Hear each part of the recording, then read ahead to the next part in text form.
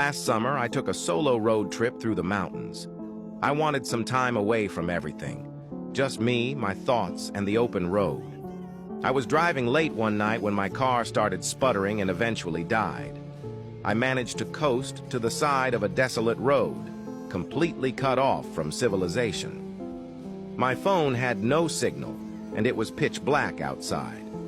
I remembered passing a small town about 10 miles back, so I decided to walk there and look for help. After what felt like hours of walking, I finally saw a faint glow of lights ahead. As I got closer, I realized it wasn't a town, but a single house. It was an old, run-down farmhouse, but at that point, I didn't care. I just needed a phone. I knocked on the door, and after a moment, a middle-aged woman answered. She looked startled to see me, but eventually invited me in. The inside of the house was even more decrepit than the outside. The wallpaper was peeling, and the furniture looked like it hadn't been touched in decades.